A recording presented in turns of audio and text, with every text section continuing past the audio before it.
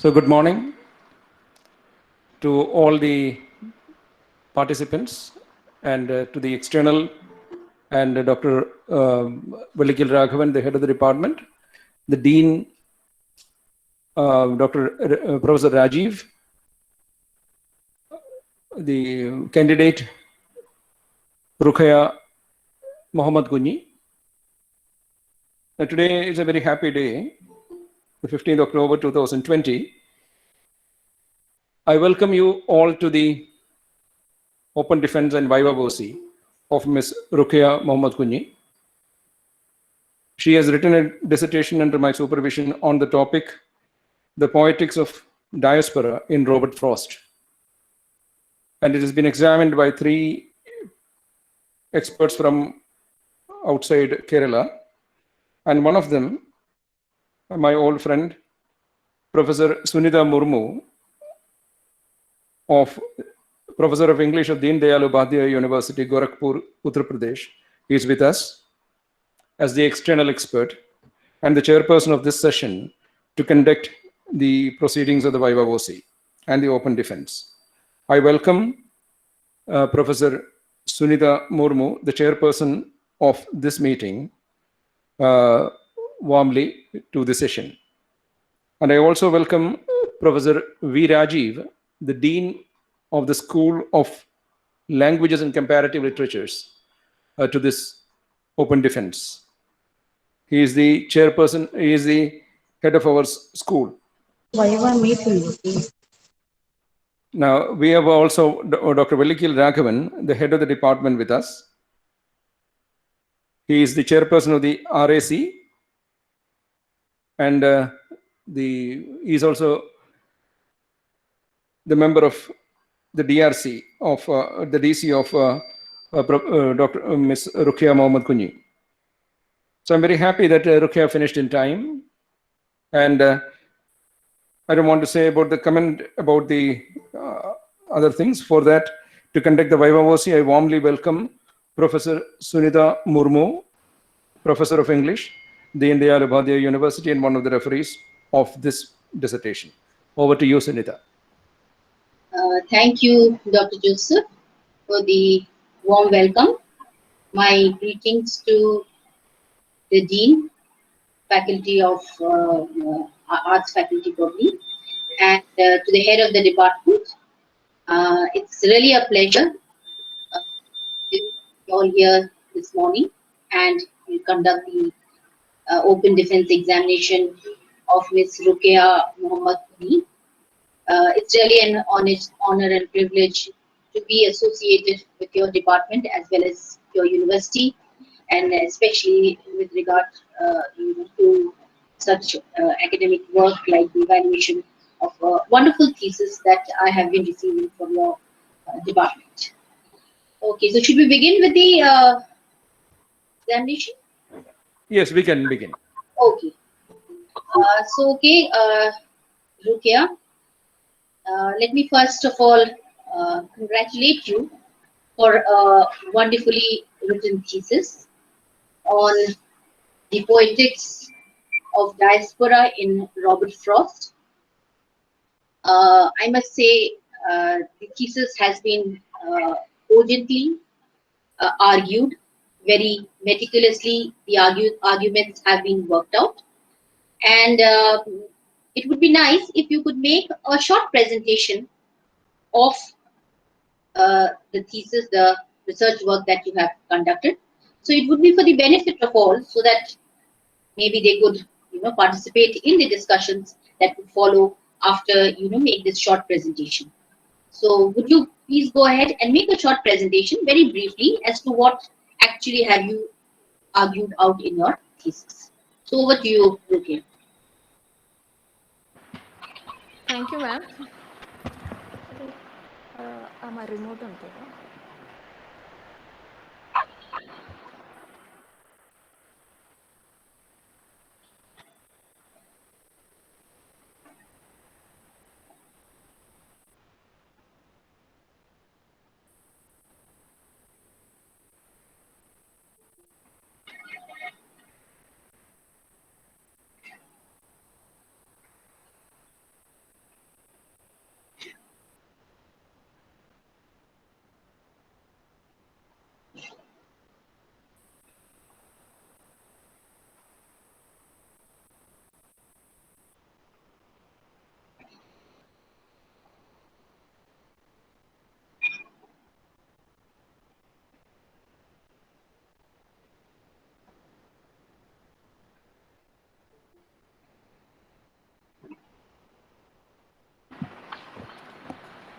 Good morning to all. Respected Chairperson Sunita Ma'am, Dean of the University, my dear teacher and supervisor Dr. Joseph Koipulli, Head of the Department Dr. Raghavan Sir, teachers of the department, faculty from other colleges, and dear scholars.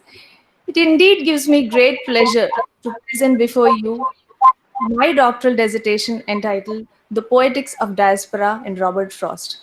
So, since Sunita ma'am has asked to make a quick presentation, I go on straight away to the thesis statement. My research postulates that Robert Frost is not a regional poet but is part of the nature diaspora. Also, the nature diaspora is the original model in diaspora theory as opposed to the Jewish prototypal model. This is how my thesis is structured as. Chapter 1, the introduction, also contributes to the main argument.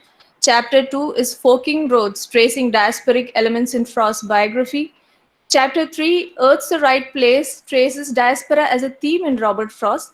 Chapter 4, Mending Wall, maps diasporic concerns in Frost stylistics. Chapter 5, Middleness of the Road, analyzes how Frost arrives at the diasporic compromise. Chapter 6, Vantage Point, I argue in detail how nature diaspora is the original model as opposed to the Jewish diaspora. Now, in diaspora theory, the Jewish model is taken to be the classical model, particularly the invasion that took place in 586 BC, resulting in the destruction of Solomon's temple, and that resulted in the dispersion of the Jews. And the main reason for considering the Jewish model as a prototypal model appears to be etymology of the word diaspora that originated in the Septuagint, as you can see on the phrase on the screen, meaning thou shalt be a dispersion in all kingdoms of the earth. And from this definitive model, canonical critics like Robin Cohen and William Safran derive the following features: the dispersion of a group or their ancestors from an original center to two or more foreign locations, preservation of collective memory, vision, or myth of the motherland, the understanding that they cannot be fully accommodated into the host society, idealization of the homeland coupled with return, the belief that all members of the diaspora need to be dedicated to the restoration or maintenance of the homeland, and association of the diaspora to the homeland in various ways reflecting their ethno-communal social consciousness and solidarity. And though these critics recognize these as definitive features, they also recognize four different phases showing that these definitive features were not necessarily prescriptive. The first phase was the Jewish diaspora that was called the victim diaspora tradition, and it extended meaning to the African American and Irish dispersions. The second phase in the 1980s, diaspora was used as a metaphoric connotation referring to different classes of people, whether they were expatriates, expellees, political refugees, ethnic or racial minorities, etc. In the third phase, the post-structuralist phase in the 1990s, the essentialist criteria demarcating the concept of diaspora itself was deconstructed, and hence the demarcating criteria called homeland and ethno-religious community itself was deconstructed. So consequently, the concept of homeland was transformed into a homing desire, and home itself transmuted into an essentially lyrical space. And in the fourth phase, the word diaspora, you could see that it was no longer limited to its conceptual case. People spoke about gay diaspora, anti-capitalist diaspora, terror networks at diaspora. And from the mythic homeland, the meaning was transported to imagined virtual communities. In January 2007, Taiwanese architects embarked on creating a living room into a hyperreal diaspora. Therefore, you can see that the term diaspora itself had proliferated in meaning, and what we now had was consequently a diaspora. Now, though these critics recognize all these phases, they overlook a diaspora that existed well beforehand and encompass the displacement that took place in the first two phases and the dislocation that took place in the third and fourth phases. That is the nature diaspora. The nature culture displacement was the first displacement that took place, and it encompassed all these kinds of displacement and dislocations on all these features, and critics have overlooked this kind of diaspora. And this is what I'm going to introduce to you today, the nature diaspora. What is the nature diaspora and how do we situate Robert Frost in it? One who is part of the nature diaspora is someone who wants to revert to the simplicity of nature from the sophistication of culture and is instinctive and highly individualistic in temperament, which is why also this community is marked by a high degree of diversity. These communities show an inclination to return to nature as home, as they find a sense of peace and contentment and feel that they belong more there to the urban and cosmopolitan places they predominantly inhabit. The tendency to return to home may be driven by an inability to place oneself in terms of origin or identity, or the relegation of a sense of national identity. And this displacement from the rural domain results from dependence on the city life owing to financial or other constraints, eventually leading one to discontent, alienation, and displeasure characteristic of the diaspora. Also, we find that emic-etic equations relating to the homeland-hostland dichotomy manifest in a state of identity crisis. Now, Robert Frost has been known widely as the regional poet. Is he actually a regional poet? He has been acclaimed as a New England poet, not to mention other routine references to the Yankee bard, the American bard, and the national poet of America. Let us look at some secondary statements from critics. Regarding north of Boston, it is stated how this voice has no particular backcountry identity, nor is it obsessed or limited in its point of view. It seems to be exploring nature, other people, ideas, way of saying things, says William Pritchard. Lauren Thompson says, Frost depicts a variety of rural New England responses to the human predicament, not for the purpose of recording local color, but to evoke universal extensions of meaning. A Boy's Will is also said to lack the regional signature embodied in the work of leading New England authors like Sarah Ornette Jewett, Adrian Arlington Robinson, Harriet Beecher Stowe, John Greenleaf Whittier, etc. And the pastoral ambience in majority of the poems in A Boy's Will is vague enough to suggest a number of places. And far from what is presumed, the speaker is somehow slightly in conflict with local values in many of his best New England poems, like the pasture, mending wall after apple picking, the axe help, the grindstone, and stopping by woods. And Frost is not the conventional regionalist, says George Montero, for the conventional regionalist lacks a traveler's perspective. That is precisely what makes him part of the diaspora. Frost's tastes were cosmopolitan and not strictly regional, says Lawrence Buell.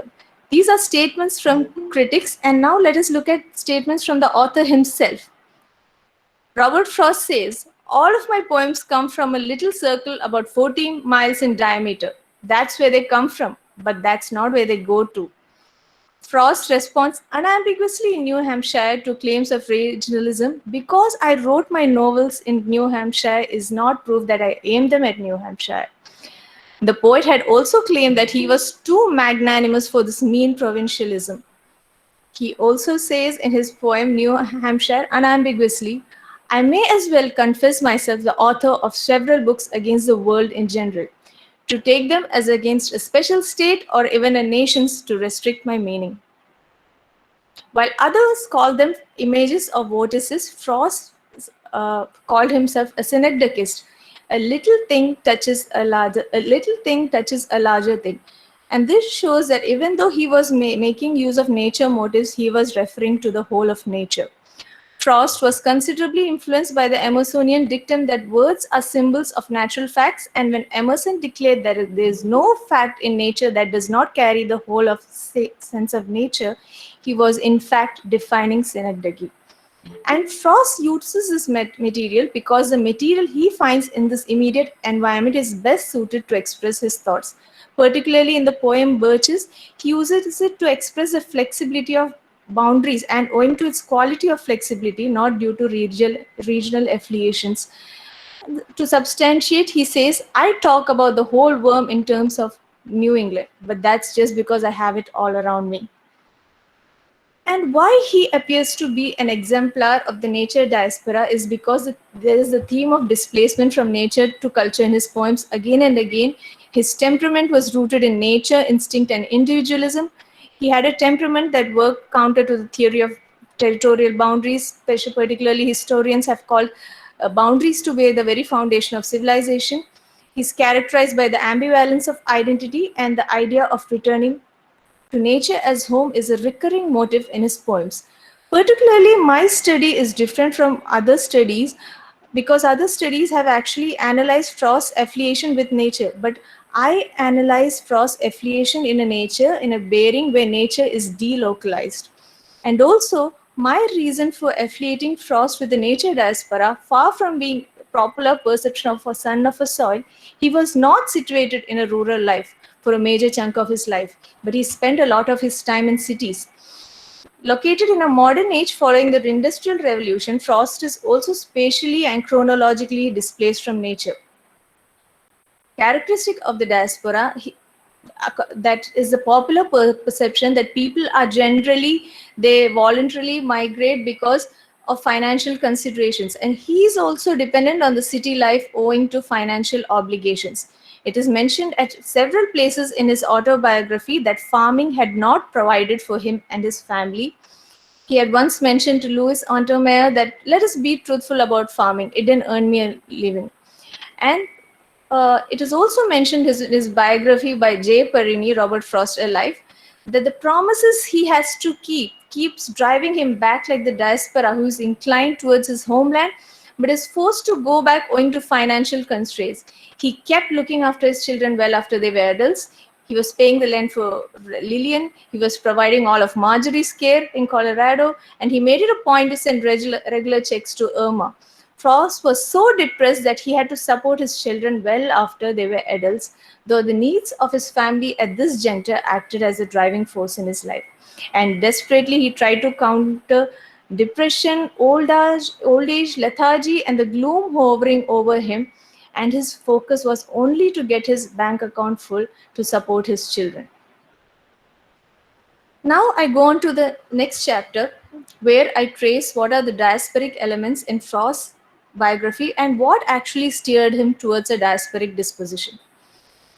The first reason is parents from two nationalities. His mother was Scottish, his father was American, his ancestors were from Old England. And Frost once said in an autobiographical statement, he says, "You can never be happy about anything you cannot place." And the very identity of an American was a hyphenated one, caught between European settler invasion and Native American tradition. And also, he, as I've already told you, was characterized by a strong antipathy towards regionalism, manifest in his statements like, "I'm too magnanimous for this mean provincialism." Second reason is ambiguous nationalities. Frost was born in America, but he had a reputation that was made in England.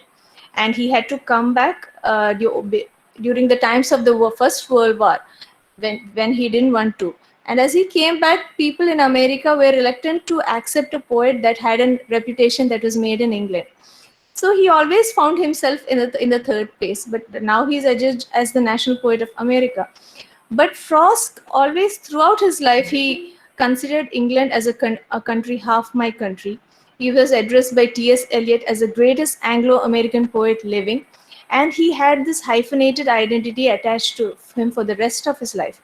Also, it is not only with respect to America and England, also he states that he always, when he was in one place, he wanted to be in the other or belong to the other. So this is his reason for breaking boundaries. The third reason he wants to revert to nature was individualism. Frost was opposed to homogeneity. He said, "I'm against a homogeneous society because I want the cream to rise." And this aversion to homogeneity, it also extended to nationality, and he refused common nouns like nationality to tone him down. He believed that individualism defined the land rather than the land defining individualism. Particularly in his autobiographical statement, he makes this comment that people who they depend on a stretch of land because they do not have any forum to market their wares. And the fourth reason under individualism was that this individualistic stance was a dissent against the assimilationist theory in vogue in America, because of which people started viewing America as the melting pot. The fourth reason was questionable nationality. he was abhorrent to the very idea of nationality because he was driven to a sense of self-definition that America was a country without a concrete history. In 1919, he has said, America is not America enough to call America, America now. And also, he said, it is really sad that we cannot strike in a country hardly 200 years old, a note at once individual and national. Being on the ground floor of an enterprise heightens our double consciousness. And also, Frost had the sense that this country was actually built on a Pyrrhic victory, built on ethnic cleansing of the Native Americans. And he was also abhorrent to the idea of nationality because he believed nation to be a construct and places to be the results of collective storytelling. And all the features of the diaspora you can find manifest in his autobiographical elements and statements, particularly nature as the source. You find reference again and again to nature as the source, particularly with the metaphor of the brook. And nature was a remedy or panacea to all the ills in his life. As doctors, repeatedly they prescribed farming as a remedy for him and his family members. He refers to nature again and again as homeland. He builds diasporic bonds with people sharing similar affiliations like the South Agrarians. He was marked by a native disposition, a temperament that was very earthy, as Sidney Cox had said, that he had an absence of conformity about him. He was characterized by alienation from nature, forced migration that I've already discussed, and replication of the homeland that critics like Vijay Mishra, Makarand Paranjpe and all propose that the diaspora always tries to replicate the homeland that Frost consistently does through his replication of the nature imagery. In the third chapter, I analyzed diaspora as a theme in Frost. I've already mentioned that how he sees nature as homeland, and this theme manifests again and again in his poems.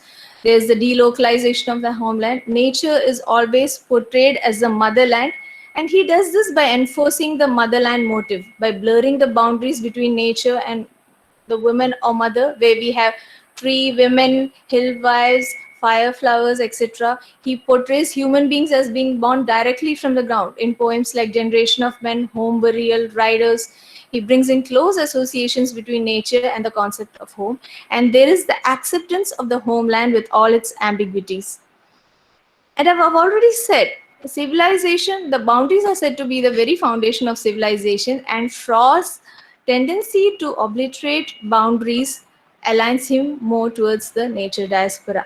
And this is a recurring motif in Frost's poem that you find in poems like Mending Wall, Tuft of Flowers, Does No One at all ever feel this way at least, Blueberries, Beach, Birches, The Road Not Taken, Trespass, Stopping by Woods on a Snowy Evening. And you also find the homeland versus hostland dichotomy in country versus city theme, particularly in a very evocative line that says the city has retired to the city, but looks for something that it has left behind. And you also find it in the nature versus culture theme, in nature versus science, nature versus modernity, and also in the diasporic ambivalence. And the quest for identity of the diaspora is manifest in these three different motives, and name as the leitmotif, where name becomes an act of controlling nature. This motive occurs in at least 44 poems centrally or peripherally. And you can find it in The Maple, A Way Out, The Need of Being Versed, in The Quest for Genealogy, in Of the Stones of the Place, Generations of Men, A Serious Step Lightly Taken, and tracing the source as nature constantly, as I've already told you, where he uses the brook motive, and it functions as a metaphor for the source in his brook poems like West Running Brook, Hyla Brook, Directive, etc. And as mentioned in the second chapter, he had an abhorrence to nature, to nation as a construct, and I gave you 4 different reasons, and you find these also manifesting in the thematic aspects of his poems. The question of nationality, where where the nation is actually viewed as a construct, is seen. In the mountain, the need for being worse, triple bronze. He has a self-diminishment to history in the gift outright. America is too hard to see. The question of violence, where he is deeply shameful for the idea that America has achieved this victory at the cost of the Holocaust of the Native American people in the Vanishing Red, Gift Outright, America is Hard to See. And also he cannot see eye to eye with the question of principles as America has emerged as a nation, as it no longer lives up to the principles of the Declaration of Independence in poems like An Importer, in Dive, Departmental, Does No One, etc. And you also find the very important theme of return in Diaspora in Robert Frost. This is manifest in the theme of pastoral retreat, return to instinct, return to country, restoration of the homeland, etc. And coming on to the fourth chapter, Mending Walls, Mapping Diasporic Concerns in Frost Stylistics. You can see that he uses various figures of speech echoing diasporic concerns, the tropes dismantling boundaries. He uses synesthesia, anthropomorphism, personification, apostrophe, hypology. We'll give you an example. Anthropomorphism blurs the boundaries between the animal world and human world. And this is how he achieves the blurring of boundaries between the two. Tropes exhibiting diasporic ambivalence, equivocation, Janus words, oxymoron, antithesis, and irony, juxtaposition of contradictory images. Tropes echoing return, alliteration, assonance, and consonance. And we find that all these different motifs that he used again and again also echo diasporic concerns. You can see that motif of home occurs again and again is in his poems, especially in poems like Death of a Hired Man, Home Burial, Ghost House, etc. In the Death of a Hired Man itself, you find different definitions of home. When he says home is a place where when you return, they have to take you in. Home is a place that somehow you don't have to deserve. And then you find the fork road characteristic of the bifurcated diasporic self that shows the dilemma of the diaspora. And then you have the motif of journey manifest again in poems like The Woodpile, Road Not Taken, Stopping by Woods. And you have self-exoticization where he idealizes his homeland using certain words like Eden, heaven, the spring pools almost without defect. He uses circumnavigation in terms of anastrophe or digressions to echo the poetics of detour found in diaspora narratives that endorse the diaspora with a double consciousness. We find the question of name that actually motives the identity crisis of the diaspora. And there is also the evocation of the homeland using various elements that actually appeal to the senses, which is why we have very redolent elements, the very titles itself, apple picking, blueberries, grapes, etc. And then coming to the language of poetry is also, it highlights the theme of the diaspora. You have a metaphoric language where the very definition of metaphor is analogous to the idea of diaspora. He says a metaphor is everything out of its place. He also says a metaphor is a machine for displacement. And the very nature of the metaphors that he uses, it is analogous to the idea of the homeland and replicates the protean nature of nature. And then he speaks of his theory of sounds of sense with reference to language. He actually speaks of sounds that were already present in the cave of the mouth even before words came into being. And he uses a polyphonic language that is stands for hybridity, and it is manifest in terms of dialogism and intertextuality. Significant in this context is Julia Kristeva's definition of intertextuality, where she speaks of intertextuality not only as an intersection of text, but the discharge of one sign system to another, again echoing the idea of displacement. And you also find the figurative language of imagery that we have already discussed, the replication of the homeland, making use of delocalized imagery and synecdoche. He also makes use of various framing techniques. The genre is poetry that is more analogous with the feminine and natural. The structure, the idea of dispersion enters into his structure of his poem, requiring the people to organize them into a coherent whole.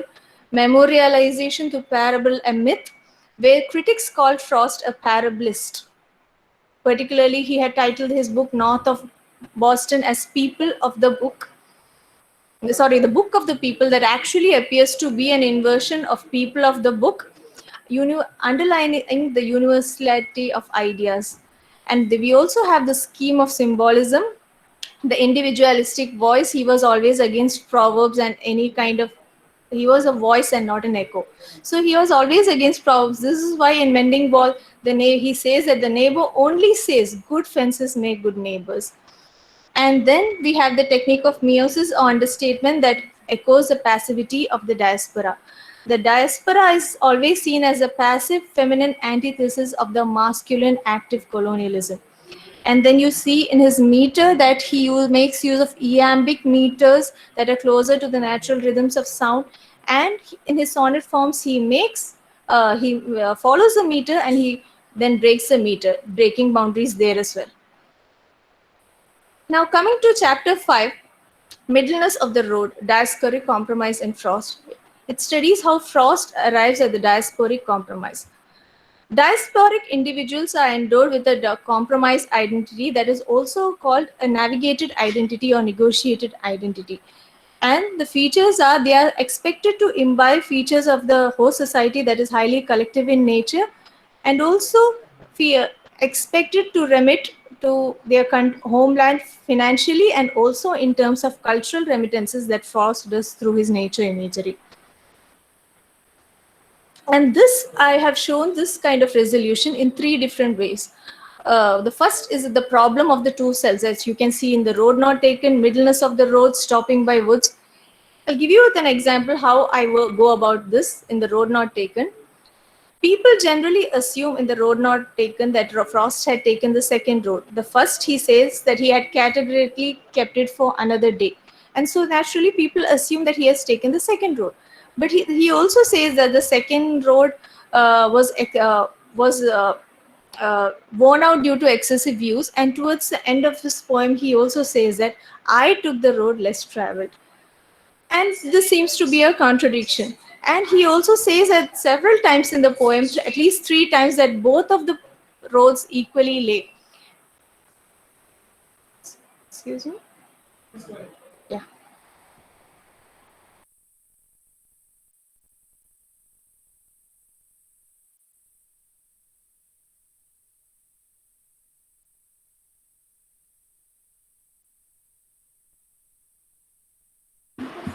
There's a technical problem. We'll come back in a second.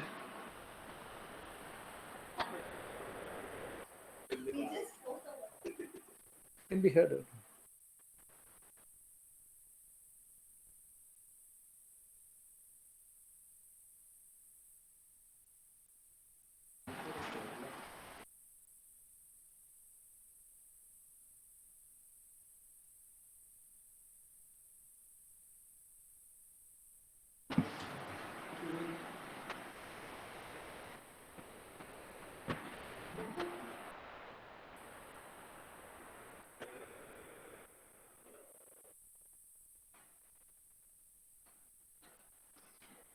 Sorry for the technical glitch.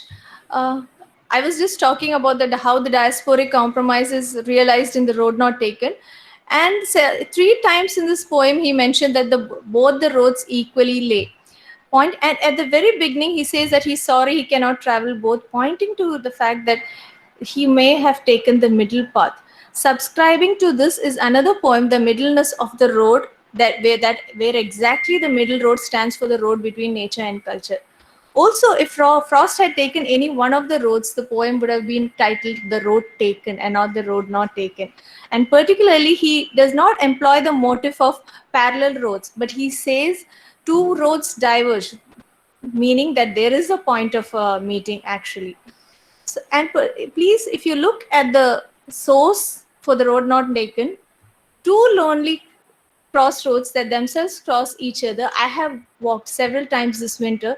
I came down one to see a man who to my own unfamiliar eyes and in the dusk looked for all the world like myself, coming down the other. His approach to the point where our paths must intersect being so timed that unless one of us pulled up, we must inevitably collide. I felt as if I was going to meet my own image in a slanting mirror, or say I felt as we slowly converged on the same point with the same noiseless yet laborious stride, as if we were 2 images about to flow together with the uncrossing of someone's eyes. I verily expected to take up or absorb this self and feel the stronger by the addition of the 3-mile journey home. Now, Frost also realizes the diasporic compromise through philosophic negotiations. Though I do not have the time to explain everything, I'll just take up this Hegelian synthesis. In the Hegelian synthesis, especially with reference to the diaspora, so if we take I as a thesis and other as the antithesis and the concept of we as synthesis, similarly, we can take the insider as the self, outsider as the other, and the synthesis as a concept of diaspora. So the self realizes or actually creates itself in a place outside its body through its image. If we take an analogy of Lacan's mirror stage, so we can see that the self actually acquires coherence to its image in the mirror as an outsider, and it is not that it is alienated from its being. Rather, alienation is very constitutive of its being itself. And again, in evading the binary solution, the system of binaries itself comes into place with the displacement of nature to culture. Particularly in the context of Rodna Taken, George Montero, he refers to John Lydgate's Reason and Sensualite when he says Dame Nature had offered him the road between the road of nature and the road of reason and the road of sensuality. And you find the similar Y image as in Robert Frost Road Not Taken, where the trunk of the Y actually points to the child years or the age of instinct, where we are not expected to exercise discretion. And it is only as we come into culture, this different kind of choices or symbols that we are expected, we are divorced from our instincts and we are supposed to exercise discretion. Probably this is why even in diaspora narratives, we do not, questions of children's diasporic consciousness is not addressed, because they are not given the binary choice of having to exercise some kind of discretion. And again, he also manages a compromise through temporal compromise in terms of pastoral retreat, relocation of nature imagery, and short detours into nature.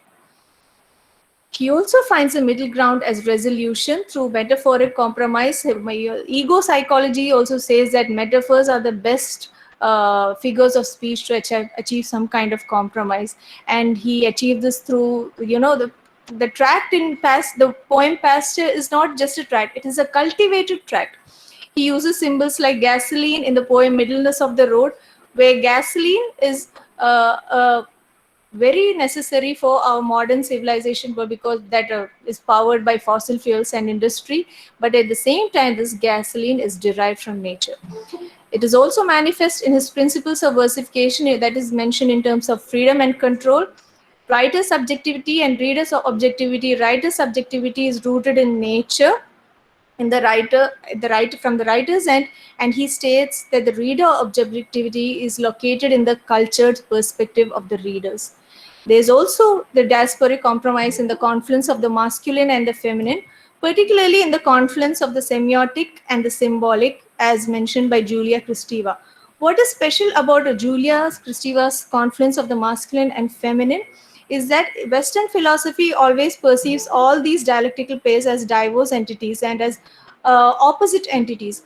But in Kristeva, she actually shows these entities as being transposed onto the same system, and that is where the element of compromise comes in.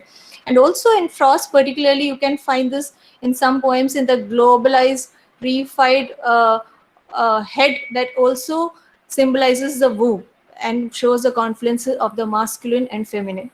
And also in the social contract that is best exemplified by the very celebrated lines, the woods are lovely, dark and deep, but I have promises to keep and miles to go before I sleep. And also, as I already told you, he had this tendency to straddle boundaries, and he also achieves the diasporic compromise through transculturation. And critics also, they prefer the term transculturation to hybridity because they view transculturation as a more empowering term that borrows from different cultures without, preferring one culture over the other.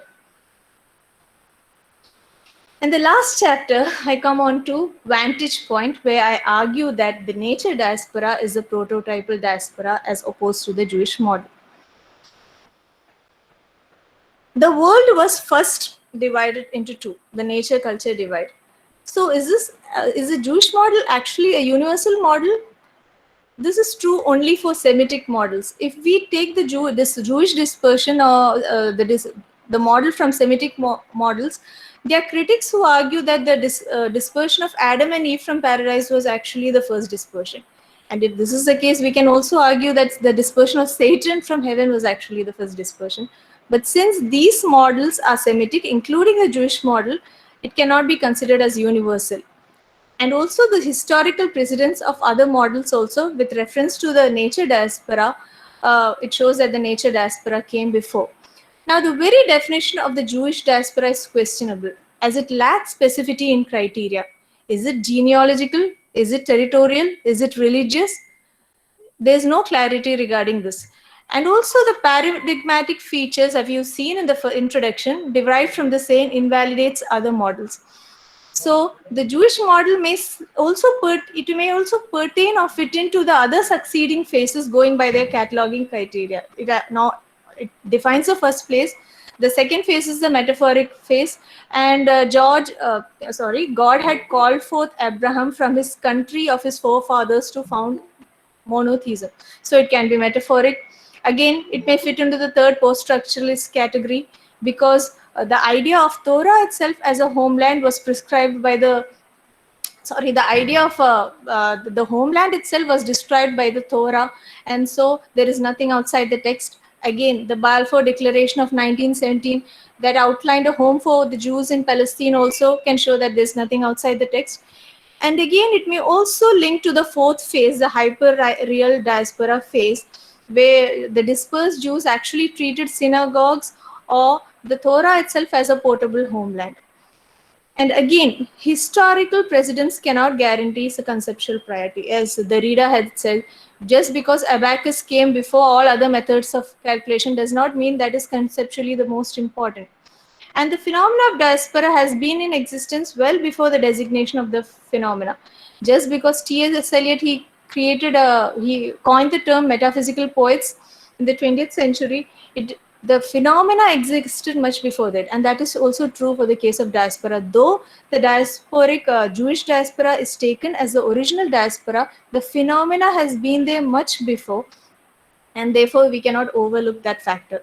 And the word diaspora was applied to several instances before the Jewish diaspora. It was used for the Greek colonization of Asia Minor and the Mediterranean. And even after that, that was in the 800 to 600, that was during the 800 to 600 BC. And even after that, even after the Jewish diaspora, it was applied with several connotations, where Christians dispersed were actually discussed as seeds that propagated the message of Jesus, where Protestants, minorities in Catholic majorities were described as diaspora, where Catholic minorities in Protestant majority communities were discussed as diaspora. Again, there's a disparity between the very word. If we take etymology as a criterion, in spite of all this, there is a disparity between the very word galut and diaspora. Galut actually, it stood for Babylonian captivity, and the word diaspora, its corresponding, what is supposed to be its corresponding Greek equivalent, actually meant exile. So you can see that there's a disparity in between this, and even post-Hellenistic Jews, they refused to make a connection between galut and diaspora.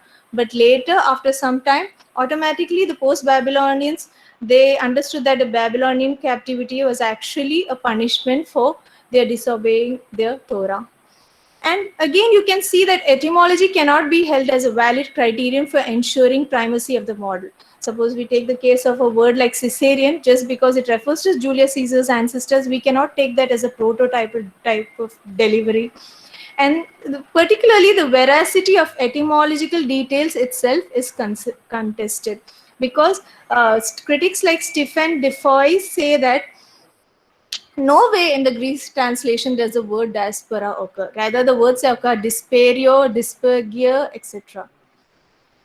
And finally, the nature. So, as I have already told you, the world was first divided into two: the nature-culture divide. All other dislocations, the binaries, and all other displacement and divisions, countries, continents, kingdoms, all proceeded from this original fold.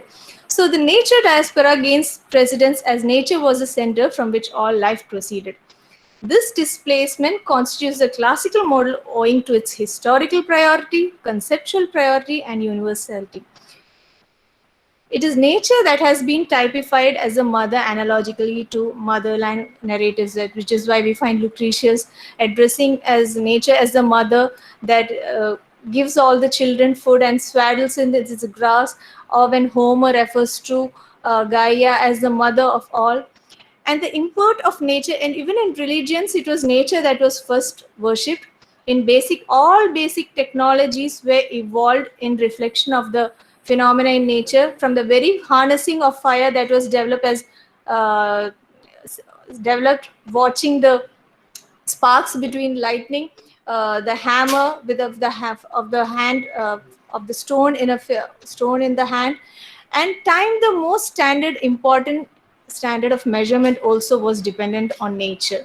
As you find, we initially measured time according to the setting of the sun, the moon, and the various shadows. And all these translated into the mechanical time, David Boonstein says in his discoveries that the translation of time from nature to mechanical time actually marked the fracture of the nature to culture displacement. And also in navigation, you find navigation also initially dependent on nature. And also nature is primary in the system of science. If you take, for example, if you take it in the language of Tatu and Moscow semiotics, if you take nature as a primary system, culture appears a secondary modeling. Then nature is primary in terms of size, substance. All dialectical pairs and all our divisions in our modern world are premised on this culture-nature dualism. Sexism, where you have the man-woman dichotomy, racism, civilized, uncivilized, colonialism, civilized, uncivilized, or even the binary stated by Donna Haraway, sex, gender, where sex is naturally determined and culture is gender is culturally constructed. Xenophobia, Orientalism, first worldism, third worldism, and also boundaries are premised on this. Even I forgot to mention that even approaches, when you have cultural approach as opposed to the structural approach. And even boundaries, I have told you already that it is premised on the nature culture binary. All the boundaries, even the Great Wall of China, even when Trump calls for a wall between America and Mexico, it is based on this Mexicans as rapist trope, that is again based on the civilized and uncivilized dichotomy. And animality, human's original state, is also, we are all creatures of instinct, as you can see in this COVID times. So also points is originally dictated, and if it is a question of survival instinct, we all revert to nature. So to conclude, Robert Frost, who has been held as a regional poet, is not a regional poet, and the motive of people emerging from the pristine form of nature rather than from a particular region is a recurring motive in his poems that underlines his position as part of the nature diaspora, that is the prototypal model in the discourse of diaspora. Diaspora discourses require that we go back to the original model because of its various possibilities and also the various theories that come out, especially when in an age where we are moving towards techno-humanism, and Heidegger's dictum, language speaks man, will be soon changed to technology speaks man. So it is great to go back to our instincts, go back to nature in a sense where the world is moving towards a global warming, and lest we are rendered diasporas in our own worlds. I end with the Frost quotation. I may as well confess myself the author of several books against the world in general, to take them as against a good state or even a nation's to restrict my meaning. It is this backward motion towards the source, against the stream that we find ourselves in, the tribute of the current to the source. It is from this in nature we are from. It is most of us. Thank you so much.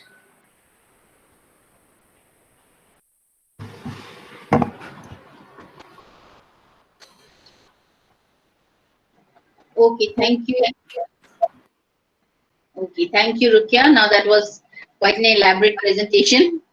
And you very well, I mean, within within the vocabulary of the diaspora discourse that is there, you have very well explained or justified Robert Frost of being placed within the tradition of diaspora. Rather, you see him as the prototypical, of presenting a prototypical diasporic model.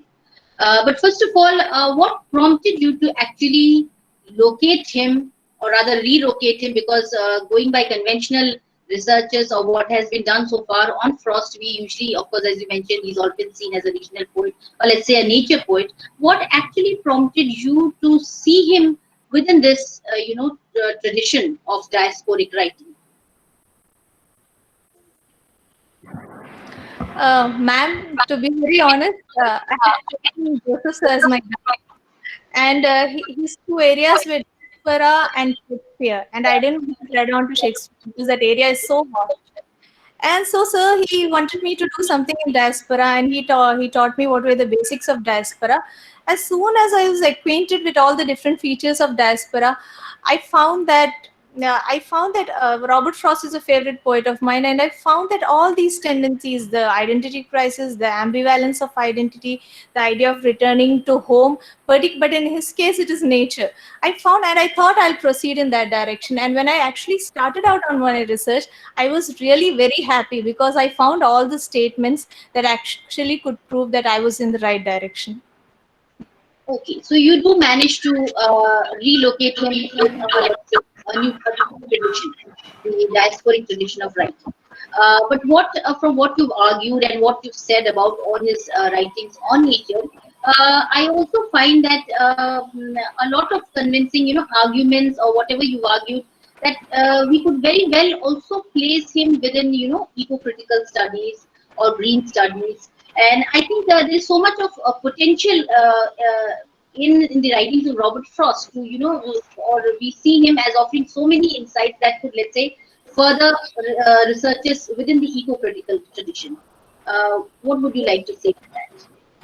Ma'am, I understand that, and actually, I really enjoyed doing my thesis, and I would have really enjoyed applying the theories of eco-criticism and green studies and all into my thesis.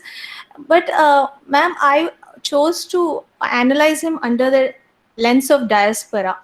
And so diaspora deals with going back to home and idealizing the home. There is no idea of cleaning up the home in diaspora. Particularly, the home is accepted with all its ambiguities, in fact. So I thought probably if I incorporated this, it would actually probably I would be digressing from the main argument of establishing him as part of the diaspora. This is one reason. And also, though there are poems, I think the activist undertones in Frost are not much that eco-criticism actually requires. Thank you, ma'am. Okay. Okay, then how do you also, relate to this idea of, when we talk about diasporic, let's say, sensibilities, or let's say when we talk about diaspora, we often associate it with mass migration. So here in this case, you're talking about a single poet. Of course, it may relate to all other communities and people who would like to move back to nature. So how do you, reconcile this idea of the idea of mass migration associated with diasporic communities, and when you talk about Frost as a poet, single author or poet? Ma'am, first of all, I believe that a diasporic consciousness, it is not defined by a collective. Sometimes it can be single also. Suppose we have the newly formed state of Telangana. The first person to experience would be an individual. The collective part only comes back later. And coming to Frost also, he was placed in the modern age following the Industrial Revolution. And that is what heightened his sense of diaspora, because it was during the Industrial Revolution that mass migration took place from the nature to culture as people left the rural domain and went to work in cities. Though the nature to culture displacement started early on, it reached its peak. The mass migration took place during the Industrial Revolution. And it is this is why I have not mentioned particularly the Romantic poets. So they still have some kind of communion. But Frost was located in a modern age following the Industrial Revolution, and it is this mass migration or this displacement from nature that he's talking about. Following the Industrial Revolution, it inaugurated a sharp realm between the economic realm that was seen to, where people were carelessly they were put into industrial occupations driven by profit-driven agriculture and powered by fossil fuels. And on the other hand, it divided the nature into a realm.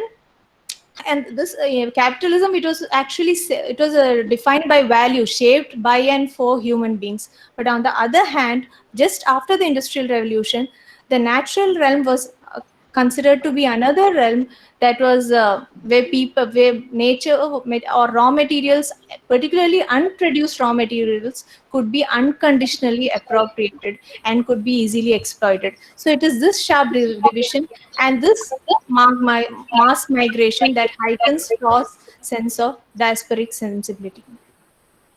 Okay, okay. Okay, so during your presentation, you also made this very interesting point that even when we see within the diasporic studies, there are no more recent studies where concepts of space get altered. There is this transformation, or let's say transformation of space within what we now call spatial studies or studies about. So how would you respond to with the coming in of technology where the space is getting transformed? Just as you can see that we are now in these pandemic times.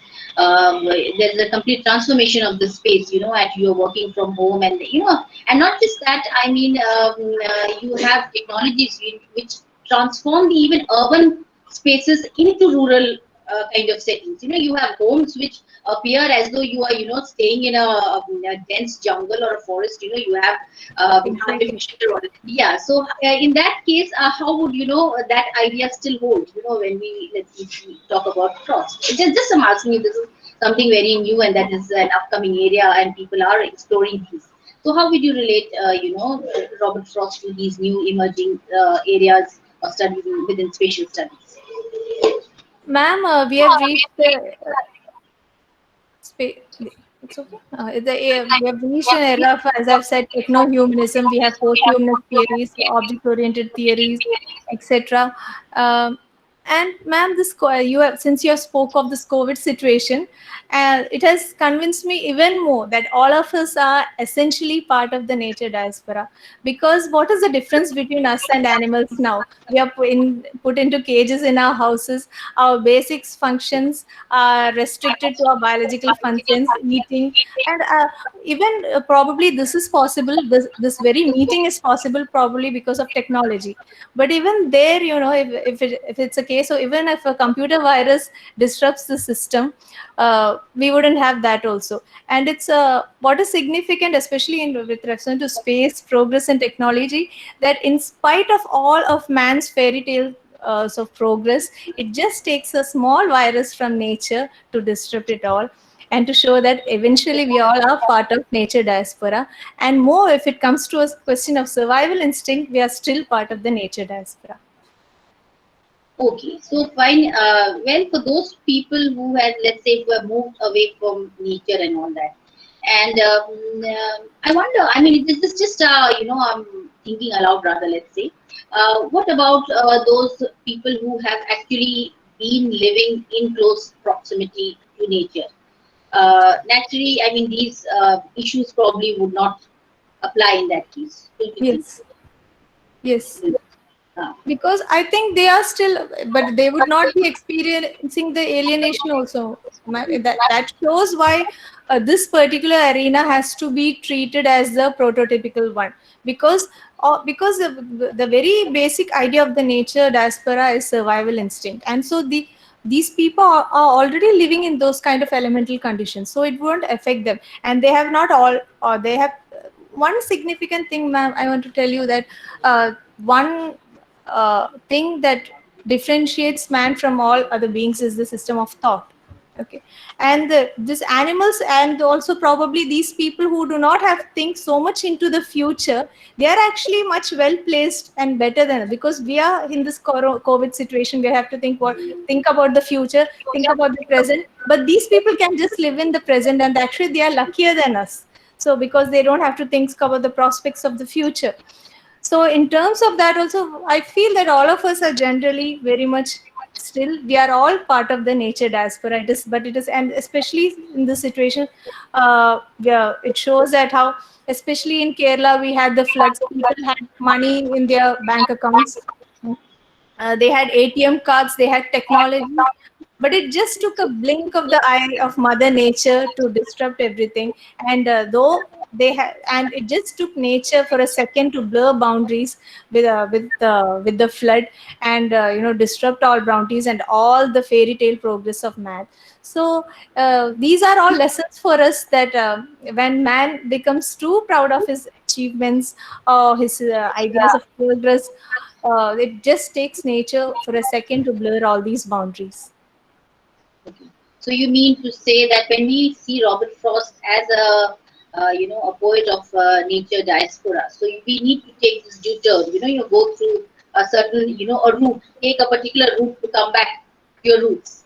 Roots, exactly, because a sense of coherence, somewhere, Sada, where, as you said, we have reached an age of techno-humanism, where we transform virtual reality to real virtuality, and somewhere the element of subjectivity, the basic, we have lost track ourselves, and probably we have been rendered diasporic in this in a virtual world created by ourselves. So there is a need to go back, not only with respect to instinct, but also particularly, I said that Robert Frost, he's part, but we have to see that why he wants to go back to nature, particularly in an era where we see questions like global warming, climate change, and some world leaders complacently presume that climate change is just a fiction of mind. So all these we need to go back to nature, and also mankind itself has inaugurated an age called Anthropocene, where he's seen as a decisive force in changing the world environment, and man is actually cutting the branch that he's sitting on. So in this, there is a need to a self-reflexive look, plus a need to go back to nature, man, in such a sense. Okay, so I think you have very well argued all your points, and thank you very convincingly. You have, asserted that he can be pleased. Just one more question. How do you think uh, the theorists of diaspora study? Do you think they would actually buy this idea of when you try to question their so-called models that have already been established by them? How far do you think you would be able to really convince, or really make a break in the, not break exactly, let's say question the so-called model that has already been set?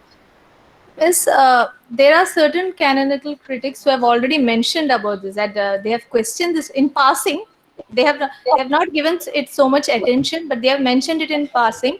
Uh, William Safran has said that the Jewish diaspora constitutes one of the first dispersed communities, if not the first. And Robin Cohen says that the Jews are not a single people with a single migration and single migration history.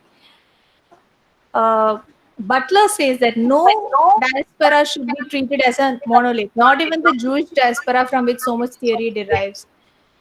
And then you have other critics also who says that a Boyarin, who says that one should not insist on the primacy of the Jewish model. So it is not that these critics also acknowledge the fact that too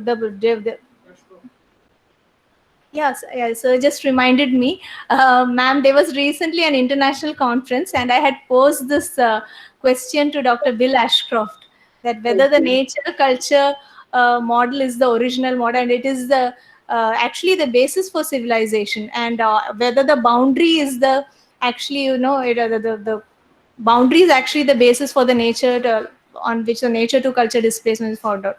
He said absolutely, and he actually even said that my question was really amazing, and he went on to explain this fact. Sir just reminded me, so I wanted to share this fact with you. So this thing has been recognized, ma'am, but I have given it more detailed, argued it Exactly. more persuasively, Yes. and made it a part of my thesis. Yes, yes. So I think you've done an excellent work, and I must congratulate you on this Thank you, ma'am. for your research work, and also congratulations to your supervisor, because this is really an excellent work. So, Dr. Joseph, I don't know if the other members present here, if they would like to, what is the convention like in your place? So, if they would like to ask you some questions. But otherwise, I think you have very well defended your research work, your thesis, and your arguments regarding Frost as a poet of the muted diaspora. Thank you so much, ma'am. Over to you, Dr. Joseph. I cannot see him. Yes, no, Dr. Sunitha, as a chairperson, you can throw open the floor to the audience for some questions or comments, because it's an open defense. Yes. Okay, okay. So now, yes, okay. So it is open to all the members present here. So whoever wish to, ask Rukhaya any question or any clarification or any curiosity they may have regarding a thesis may pose questions to Rukhaya.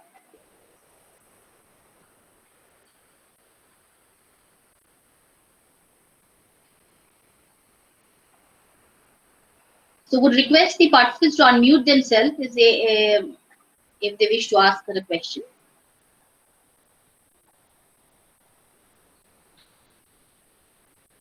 Okay, I'm Thomas here. Maybe I will have a question. Just maybe I'm not an expert or haven't studied Robert Frost that much, but still on the context that has been discussed. So it is about dispersion by compulsion or existence or survival. How about these days? There is dispersion for survival, not because they wanted to leave, but there is no job, or people actually, there are expatriates migrating to various parts of the country. Do you have to go beyond Robert Frost to think about it, or is it actually within the arguments you placed that one could think about these aspects? By the way, it's well presented, very good presentation. Congratulations to Rukhaya. Sorry, sir, your question was not clear to me. That is just why I asked my guide. Could you please repeat it once again? I was just wondering, you having done your study within Robert Frost, is there a way to go beyond Robert Frost to include the contemporary issues of dispersion, not because you are expelled from your country, like in Jewish case or something, but there are people willingly going abroad for their survival, and whether all fits within any kind of dispersion, any kind of diasporic existence. I'm just wondering if there is anything that you want to comment on. Maybe it is a little not well formulated question, but actually I hope you got that. Okay, sir. So I hope, I don't know if you've been watching this presentation right from the beginning. In the beginning, I covered 4 different phases, and I have included all the phases. In fact, all the kinds of diaspora, whether, as you said, it is voluntary or involuntary migration, it falls under that. And the displacement that occurs in the first 2 phases, and the dislocation that occurs in the second and third and fourth phases, it actually, everything can be actually subsumed under the concept of nature diaspora. And this is why the thing is, this concept should have been mentioned long before, because it is the thing that defines all our divisions, all the dialectical pairs that the foundation of our very civilization, to our very thinking in terms of binary. That is why I have touched upon the nature diaspora and Robert Frost as its exemplar. So I hope I have answered your question. Yeah. Okay, so maybe I missed that or didn't your you, sir. classifications actually covered all of this. Thank you very much. Okay. Thank you for your question, sir. Hello, Rukhaya. I am guest faculty from Department of Social Work. So I have a question regarding the diaspora, the idea that you have presented. It is about, you have argued that it is a prototype, and at some point of time that you have argued that it is an archetype. So I want a clarification regarding whether it is an archetype or whether it is a prototype. If it is archetype, then it is the oldest form or the first form that likewise we can understand. If it is a prototype, then you are mentioning or you are assuming that by saying that this is a natural, nature is an archetype of diaspora, then you are saying that nature contains also the direction, the future direction of how the diaspora is going to be, or how the diaspora is going to become. So is there some direction that nature can give? If you are saying that it is an archetype, if it is a prototype, then it involves that there is a direction, there is a proper direction inherent in that archetype, or inherent in that prototype, that will come out in the meantime or in the course of time. Is there anything like that? And the next question is, Jewish kind of diaspora is placed in a historical context. Is there any possibility that your kind of model can be placed in any historical context with any historical diaspora that we have seen? And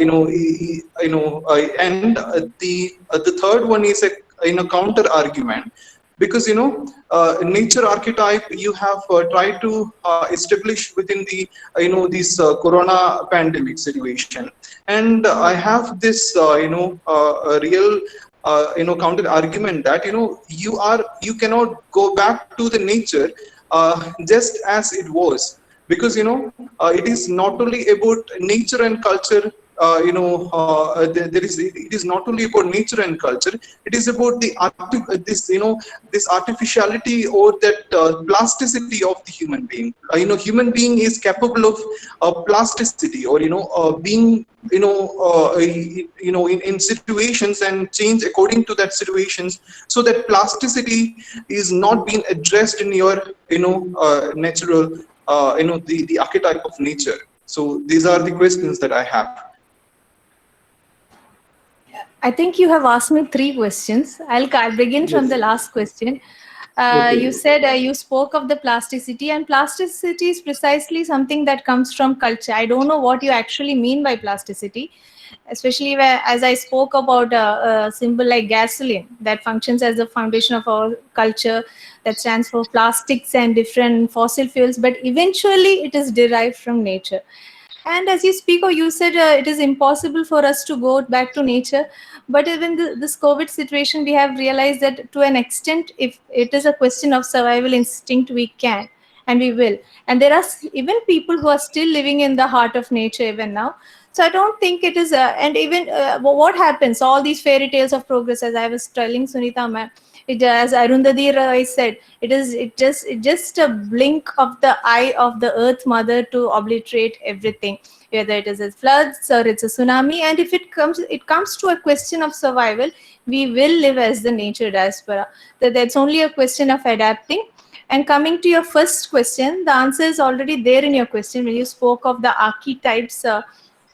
Is nature the archetype? Yes, if nature is, it is because the nature is the archetype. It is the elemental pattern that is there in our consciousness that we give rise to all these binaries like sexism, xenophobia, first world, third world, man, woman, racism. Even the very idea of boundary is premised on the binary of the civilized, uncivilized. We already have these archetypes within us, but we do not know, we do not designate, or we do not go back to look at where it comes from. And that is where it comes from the nature. And this kind of formulation is what I have done. I forgot the second question. Could you repeat that? You have said about the Jewish diaspora, Ah, and you have said about that it is historically placed. Whether is there any possibility that such a diaspora can be? I mean, the model that you have given can be actually placed in a proper diaspora. The pattern of diaspora as it actually works on. yes, because boundaries, most historians have said that boundaries are the very basis of civilization. And it is with the establishing of boundaries that civilization was established, if you look at the earlier kind of civilizations. So, probably history itself began to be recorded with the idea of boundaries. And that is what marks the displacement essentially from nature to culture. And even if you want to locate it to the displacement that began at an earlier point, as I mentioned earlier, it reached its peak at the industrial revolution, and that is how it gains a historic because that was the peak. And with capitalism, it capitalism actually marked a sharp divide between the economic realm and and a natural realm that was supposed to be free, and the wilderness and the nature in such a context during the industrial revolution, it was actually seen as a deterrent to progress and to development and even to human survival. So this is actually something that marks the very beginning of not only the history but the very beginning of civilization itself, leave alone the Jewish diaspora. And this is why I was surprised that nobody had addressed this particular model of the nature diaspora. Thank you. Rukia, as I have the last point I have to make is this model won't be counterattacked as a romanticist one, because you are calling into going back to the to the nature. Okay, so it is a kind of romanticism involved in this ideal. How you defend that? No, it is not romantic. What is different between Frost and the Romantics was when Romantics were writing, romantic poetry, and they held this romantic perspective. They were still in communion with some kind of communion with nature. And when Frost was writing about it, he was writing about it in a modern age, following the Industrial Revolution. That shows the alienation of the diaspora. First of all, and not only that, Robert Wordsworth's treatment of nature is emotional. Frost is pragmatic. Wordsworth actually looks as across at nature. He's in communion with nature, but Frost looks upon nature as an unpassable gulf. That is what makes him more of a diaspora. And when Wordsworth is talking about nature, he's only talking about nature. But when Frost talks about nature, he also makes a simultaneous statement on culture. For example, when Wordsworth talks about the skylark or the mountain in the prelude, he only talks about the mountain and the enabling of his vision. But when Frost talks about the oven bird, he's also talking about the writing of poetry. Or when he's talking about the mountain in the birthplace, he's also talking about the displacements of man's identity from nature. And particularly, in Frost and in Wordsworth, nature and human beings are blended. In Frost, it is compared. That is what renders him more of the nature diaspora. And lastly, but most significantly, Frost himself says, I am not a nature poet. There is almost always a man in my poems. Spring pools and winter Eden are two exceptions to this rule where there's the idea of idealization. So there is a human being after all. So Frost himself says this. And there is no romanticizing and spiritualizing of nature in Frost, but only it's filled with pragmatism and wisdom.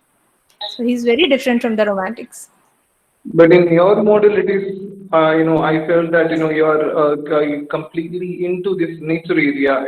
Culture is almost, sidelined in that, even if you are taking from Robert Frost, then you are contradicting himself, contradicting Robert Frost's idea of, not being romantic. I mean, not being completely into nature. So that, This is not that only me really saying that. This is not only me saying that. Most critics have also said that Frost's treatment of nature is more pragmatic, and while Wordsworth treats nature as a spiritual, Frost actually treats it as matter. You cannot your home cannot be spiritual, but he treats it as home, a very pragmatic matter of kind of a lot of wisdom in his poems. And this is not only my mentioning, many critics have also mentioned about the difference in treatment between Frost and Wordsworth. So Frost never held a romantic or spiritual perspective regarding nature. In fact, his poetry is also removed from pastoral poetry that included the romanticizing or spiritualizing. You don't find the lonely shepherd, you don't find the wandering flocks, you don't find the happy grasslands. So Frost's treatment of nature is very different from that of Wordsworth and other pastoral But poets. Rukhaya, my question is, where is pragmatism in your thesis? Where is pragmatism in your main argument? In your main argument, you are, want to go back to nature itself. But, there is no pragmatism in that. Where is pragmatism in that? Can you tell me? You say we cannot go back to nature. In this COVID situation, I'll give you an example. Would you say that there is no pragmatism, and would you go back to culture? And will we be wandering out without masks?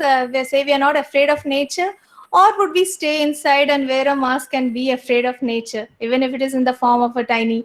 So I refuse to accept the argument that there is no pragmatism. How it makes us more, more closer to nature than culture. How staying inside, how it is going to make us more closer to nature than culture. You tell me.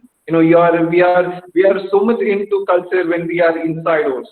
So no, I disagree with you. The idea, as I told you, I gave you that example. If you have listened to my presentation, I explained this with the symbol of the Y, where the trunk stands actually for our instincts and our childhood. And even if you're brought up in probably a rural domain, or as a child, if you go to a five-star restaurant, your first inclination will not be to eat with the fork and the spoon, but rather you will want to eat it with your hands. So at the heart of it, we are all part of the nature diaspora.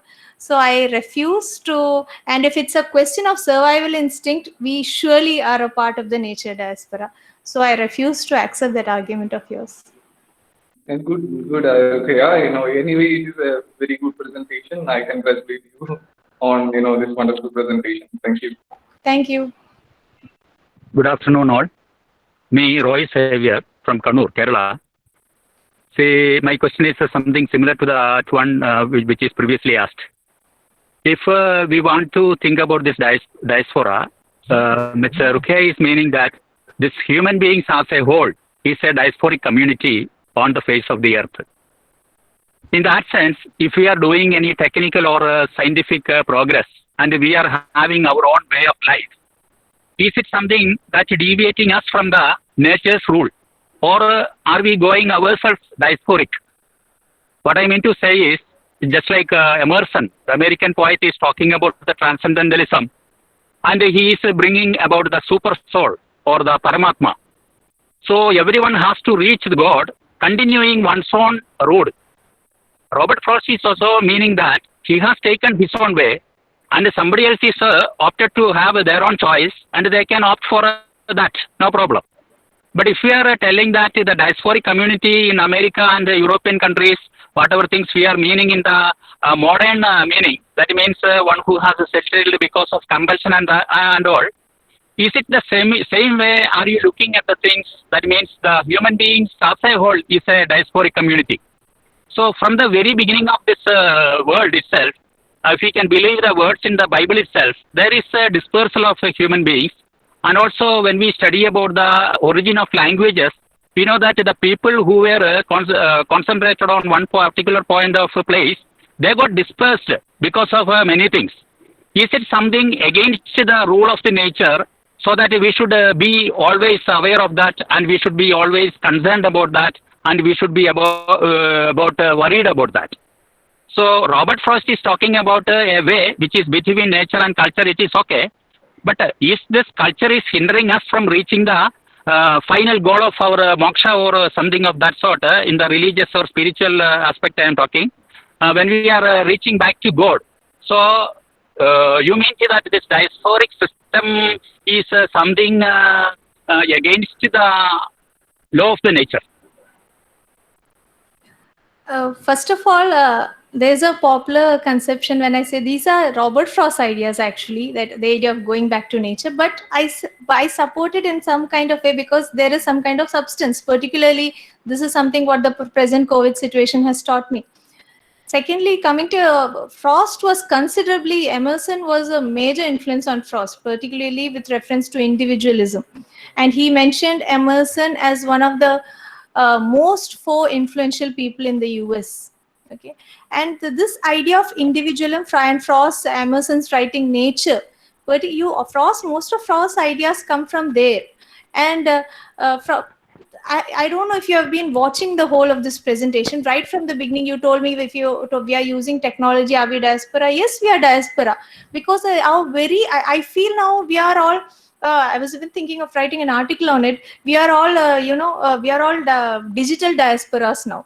We live more, every moment we keep on checking our WhatsApp, our notifications on Facebook. A phone is full time in our hand, even while we are eating. And just, I can't even imagine this, like if you, in the situation, suppose even the net was not there, we would be even more of nature diasporas. But it just takes a small virus, a computer virus, even to destroy this. So we cannot take it for granted. So all these different kinds of diaspora that you have already that you just mentioned in your question, I have already covered that in the introductory part of my presentation. And it depends, it is all very subjective. Even if it's Robert Frost, if it is me, it is you. Even a girl who gets, for example, who gets her periods for the first time, she is a child and suddenly one day she becomes a mother. She experiences a strong sense of dislocation. Even she's diaspora. So according to me, what I felt was a major two demarcating criteria for diaspora was mainly going through all these different phases. Number one, a sense of belonging, and two, a sense of dislocation. This is actually what creates, and we all are different diasporas in our own way, that fits into these four different phases postulated by canonical critics like Robin Cohen and William Safran. Okay, thanks, and congrats. You have done a great job. Thank you. Oh, thank you.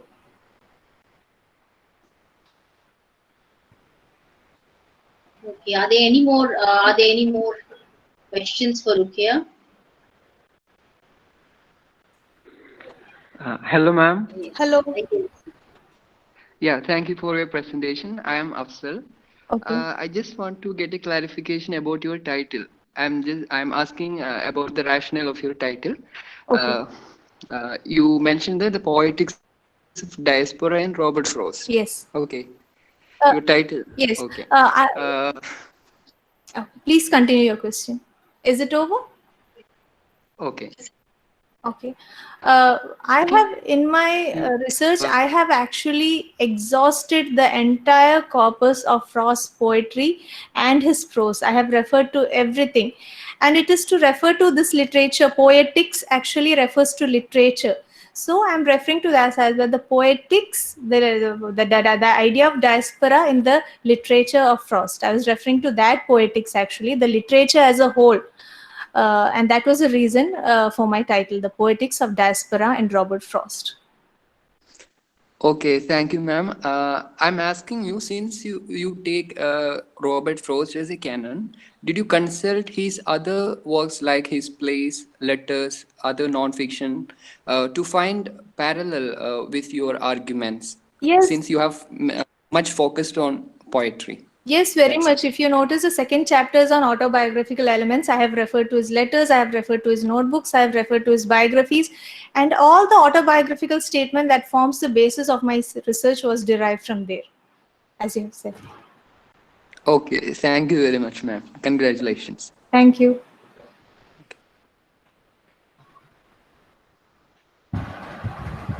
Okay. Being the RIC member, Research Advisory Committee member of Ms. Rukhaya, right from the beginning, I have had opportunities to closely observe the progress of Ms. Rukhaya's research. And many a time, I had given my own comments on many of the aspects of her ongoing research. today, after about 5 years, she's been defending her thesis wonderfully well, and her presentation is also very good. But in spite of all these things, I would like to raise my own that questions to Ms. Rukhaya as part of her defense. For example, to an extent, we can all agree with that the first binary created is between nature and culture. But when it comes to diaspora, we are not talking about the first binary. We are talking about the another binary between the second part of the culture. So diaspora is a political category. We don't have to mix it up with the natural category. That is my question. So Rukhaya's, the formidable proposition in the thesis is that a paradigm shift, that by locating and fixing the very roots of diaspora, that from an ethnographic or cultural or political category to nature-centric category. What does this mean is that it exonerates many of the political and religious agents who were responsible for the unnatural, displacement of people on the basis of their ethnicity, religion, or on the basis of their culture, in the sense that the way of their living, which is different from the way of the living of those dominant powers. So by attributing nature a kind of innocence, I don't think it will do. So in this situation, I would request Ms. Rukhaya's comment on why do you think that it is the first binary that we are talking about? Isn't it the binary which happened in the second part, the culture part, that we are talking about when we discuss diaspora? Okay. So thank you so much for your question. If you have been following the 4 different phases, yes, if you are referring only to displacement, probably it is a political thing. But it is not only displacement, but also as canonical critics like Robin Cohen and William Safran, Vijay Mishra, Makranta, even Indian critics, they also agree that dislocation is a very important part of diaspora. That is why we have the 3rd and 4th phases. Otherwise, we would not have the 3rd and 4th phases in the. That is why we have the post-structuralist reading, where it is a question of dislocation and not. That is why there's even a difference between 3rd wave feminism and post-feminism, where post-feminism actually deals with deconstructing the essentialist idea, and 3rd wave feminism more political. But these kind of constructs are, even politics, if you look at it, it is a kind of construct, and it is root on thought. All these, as you yourself has said, sir, although it is not removed from politics. Politics, as you said, it is based on racism, it is based on gender, it is based on third world politics, it is based on capitalism. As you said, and Marx himself had said that it is not the consciousness of man that determines existence, but existence that determines consciousness, showing that the nature to, the very idea of existence is a basic thing, or nature is a very basic thing that actually determines everything, and all these cultural barriers. And also, you said political, even all these political I already mentioned about the political binaries and political thought that is rooted in nature. And if you're also referring to political boundaries, even when, Trump makes a statement like, he makes a statement that he builds a visible wall for Mexicans and an invisible wall for Muslims. It is also based on the civilized versus uncivilized trope, and this is ironically coming from a country of immigrants. That's another thing. And now you have the Mexican again building a wall and giving back to them. For the Mexicans, it is a question of natural survival based on the corona pandemic, because they don't want to contract the disease. So in that case, where is the question of politics? Even if all these are superficially political questions, on the very root, its very root is based on all these binaries. As I spoke already, sexism, racism, third worldism, Orientalism, capitalism again, and everything else, and even the question of boundaries.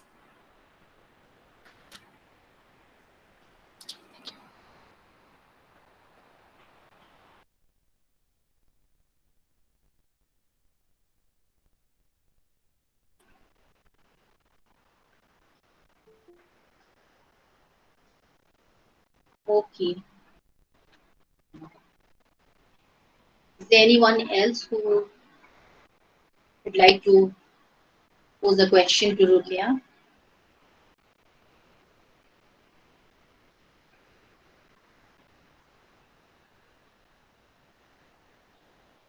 Okay, Dr. Joseph, now should we? Yes, now I think that we can almost come to the concluding part of the session. And I request Professor Murmu to Yes. announce the result of the Viva Voce so that we can proceed to the next part of it.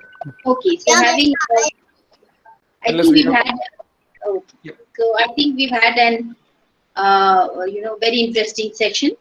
There were some very good questions from the participants here, those who were present here at the Viva, at the Open Defense Examination of Rukhaya. And she very well defended her arguments about on her thesis. And I think they were all to the satisfaction of most of the those participants who asked those questions. So I think it's as was evident not only from her presentation but also from her responses to all the questions that were feeded to her.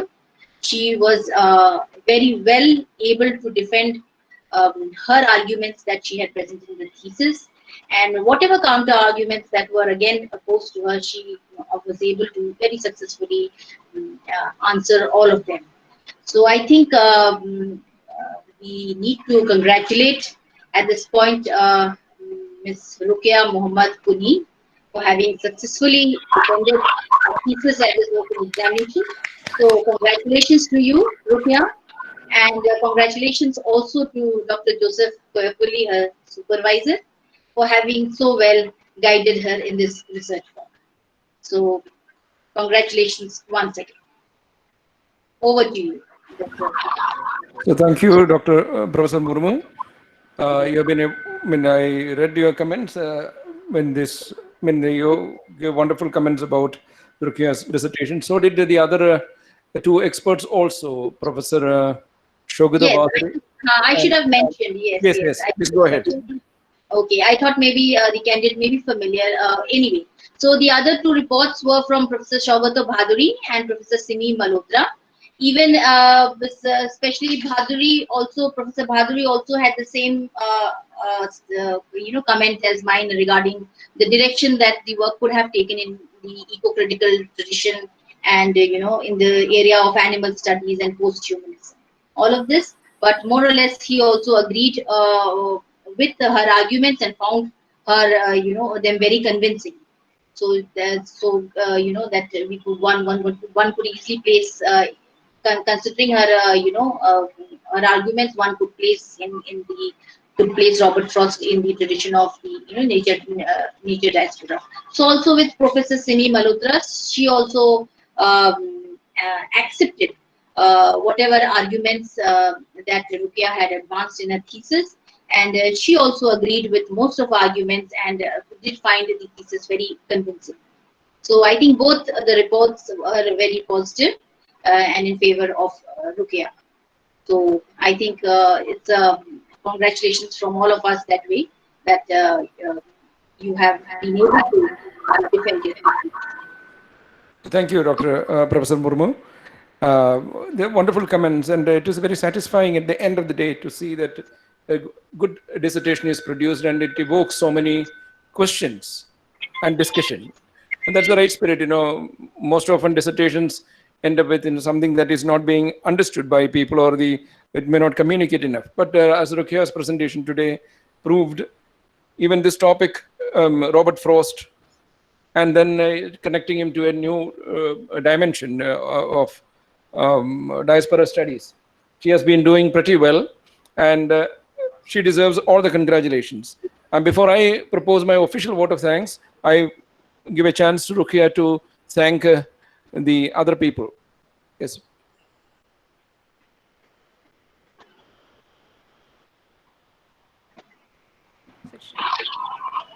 Okay, first of all, thank you so much, Sunita ma'am, for your invaluable time that you kept your time aside for this open defense.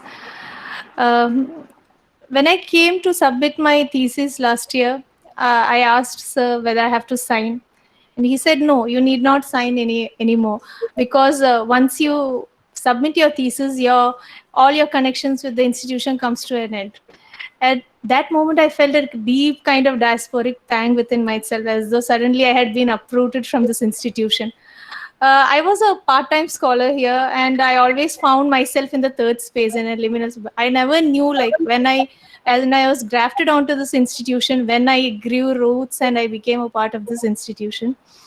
I have always said that my thesis is my baby, and as I parted with it now, I cut the umbilical cord, and I thank the doctor himself, first of all, Dr. Joseph Koipalli, for guiding me through this process, for his valuable counsel, for his patient discussions, for morally supporting me in times of need. And he also made sure that I did not deliver the premature thesis. And also, though I always had the argument, one thing I learned I really owe to him in a big way is a sense of structure. So thank you, sir, for giving me a home to place my arguments. And I know that even if I need anything in the future, he's just a click or a phone call away. And thank you so much for being my friend, my philosopher, my guide. I thank the other teachers of the department, the HOD, Dr. Raghavan sir, and also the RAC member. Sir, thank you for your timely reminders and for enabling me to go smoothly through the formalities. Thank you so much. Dr. Prasad for his timely reminders, his ever-ready pieces of advice, and always wishing me well and suggesting so many books.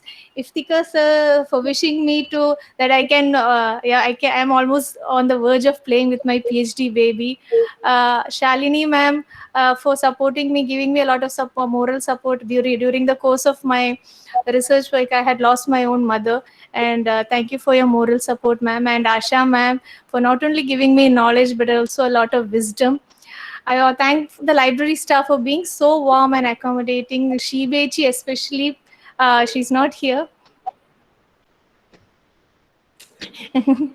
So I didn't recognize. And I forgot to mention the controller of examination. He's also my former colleague, and that's why I share a special bond with sir. Sir was always very quick in his responses when I wanted a submission certificate, a provisional certificate. He very quickly guided me, and I got the certificate within a day. So thank you to all my teachers for not making me feel as though I was in the third space and making me belong actually to this institution. I thank all my mentors on my writing journey. Khader sir is here. Sachidanandan sir said he could not be here. Faizi sir, I suppose he's here. Ampat Koshi sir, Yahya Ibrahim Bhai, Madhumita Ghosh, my friends, Manju for always making me feel at home. Shijo for delivery. While I was pregnant, he was the person who delivered the reports at the cost of getting many scolding from Dasan sir. Dasan sir, thank you so much. We miss you during this time, though you're not here. Biju for being my 11 o'clock friend for helping me pay the fees and all. And all my other friends, Sharon, Nisha, Vidya teacher for your moral support. And last but not the least, my family, my dad, who I get my writing skill from him. Without his unconditional love and prayers, I could never reach here.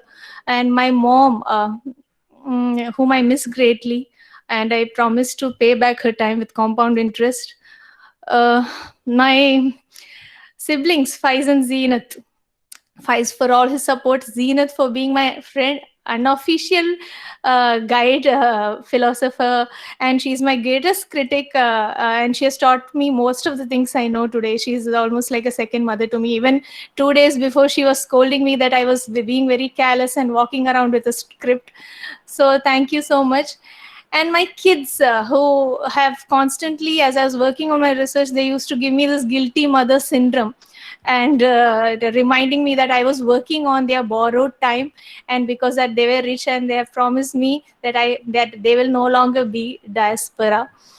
And last but not the least, I would like to thank the Central University of Kerala, the Dean Rajiv sir, and the Central University of Kerala for giving me this opportunity to pursue this research. And also I thank the university on behalf of all women scholars for giving them 2 years extra to pursue research, to show that motherhood is not a liability, but it is actually a strength. And the birth of the mother should not occur at the cost of the death of the author. So finally, as I conclude, as I cut the umbilical cord from my thesis and from this institution, it is also the inaugurating of the ribbon of my doctor tag that I have a huge responsibility to live up to. And so I have promises to keep and miles to go before I sleep. Thank you so much. So, coming to the official vote of thanks part, this dissertation has come a long way. When Rukhaya first came to the department, we were all a bit worried about her topic. We know that she has been, she is a well-known poet or her own right, is celebrated as one of the top Indian women poets, and she is a faculty member in a in a college nearby. And she's a brilliant writer, and as we have seen, a brilliant speaker also. And she has very, very clear ideas as how to proceed. And honestly, I didn't have much of a pain in guiding Rukhaya, except suggesting some books and chipping here and there. That's all. Otherwise, most of the work is her own. And you feel proud when the student grows much more than you. And this is one of the cases where actually I'm, as a teacher, I feel proud. As a guide, I feel proud that the student has done very well. So she deserves all the congratulations, and all her merits in her dissertation is her own. So I heartily congratulate Dr. Rukhaya. She will be called doctor very soon, with the permission of the Executive Council very soon, and the Controller of Examination is here. Controller of Examination herself was her own colleague in a previous college, and it's a friendly space that we have here. So Rukhaya deserves all the congratulations. And thank you, Rukhaya, for being such a wonderful student. She used to come even during this vacation. She made sure that she comes here and meets her attendance requirements, and she's never lagged behind in any of the presentations and so on. She did best in the best way she can, and that best way was very best. So congratulations, Rukhaya. That's the first part. Now I have to go to the thanking part. I thank Professor Sunita Murmu. She is an old-time friend of mine. We were together in JNU, and she was my junior. She is now a professor in Deen Dayal Upadhyaya University, Gorakhpur, Uttar Pradesh. And she is a wonderful scholar, and we keep tag, we are in touch. She keeps writing, and her husband, Dr. Behra, was also my friend. Incidentally, that Behra is the brother of our DGP, Mr. Behra. So they have other connection to Kerala. They used to come to Kerala also. So thank you, Sunita, for the wonderful report, and also for this time that you spent here with us. So thank you very much for you have always been sweet, and you have never declined any dissertation that has come, a request that has come from us. So thank you very much. It's always a pleasure to receive thesis from your department. They're really wonderful work, I must say. Now I must thank the dean of the school, Dr. Rajiv, who is here. Rajiv sir, he said that he would be busy, will be with some other program, but then he found his time to come here, and that itself is a great gesture. Professor Rajiv is the professor of Malayalam department, but the school dean of the school and he is here with us. So thank you very much, sir, for being here. Now, I thank Dr. Velikil Raghavan, the head of the department, and also the RIC member of Dr. Rukhaya. So thank you, Dr. Raghavan, for your comments. His comments have been, he's a very methodical person. He comes across with precise comments, and he comes across with precise comments and directions whenever we have a problem. So thank you, Dr. Raghavan, for being such a wonderful help to all of us. And I must thank the other authorities of the university. The Vice Chancellor is not here. Actually, this the whole thing was completed during the tenure of two Vice Chancellors, Professor Dr. Jansi James and Professor Gopakumar, and now Professor Venkateshwarlu, our new Vice Chancellor, is here. So I thank all the Vice Chancellors, especially for their encouraging, disposition towards the English department. And our controller of examination is a person who is closely associated with all of the dissertations. And he often inquired a couple of times. I mean, he reminded me to, why especially he was, Rukhaya being her colleague, his former colleague, he was, very keen that, this dissertation gets a fast result. But then it took some time. So thank you very much, sir, for your patience and your help for all of us. And I thank all my other colleagues in the department. Dr. Iftikhar is here. He drove about 130 kilometers to be here. So thank you, Dr. Iftikhar, for being here, with us today in in a moment of Rukhaya's glory. And I thank the other department colleagues, Dr. Prasad Pandian, who often gave Rukhaya many directions. Especially, he shares the office next to mine, and he often has called Rukhaya and has given many suggestions and many books and ideas. Thank him, and I also thank Dr. Asha and also Dr. Shalini, who are the other department colleagues that we have with us. And I also thank the other two experts who have sent their wonderful remarks. Professor Shogada Bawduri of JNU and Professor Simi Malhotra of Jamia Millia Islamia, New Delhi. Both are, as we know, they are, well-renowned professors, just like Sunita is. So I don't know if I have to thank anybody else for this. And finally, I once again congratulate Dr. Rukhaya, reminding her, as she has reminded herself, she has a long way to go. Miles to go before her sleep. And I'm sure with this passport of doctor with her, she will get many visas. And I hope the doors of opportunity will open even more before her, and she will live up to it. So congratulations, Dr. Rukhaya, and thank you all the participants who are there. I know there's a host of participants from different parts of the world, from India and outside. And there are former vice chancellors are attending. Khadir Mangad sir was there. I don't recognize many of the others, but I do recognize some of them. Some faculty members are there from many departments. Thank you for raising your questions, and thank you for asking these questions, and thank you for being patient with us. Thank you very much. So congratulations, Rukhaya, and thank you, Dr. Sunita. Thank you very much. So, Dr. Sunita, can we declare it closed? Yes, so yes, we can now declare the open defense exam closed. Okay. Congratulations and best wishes to Rukhaya once again. Thank you very much.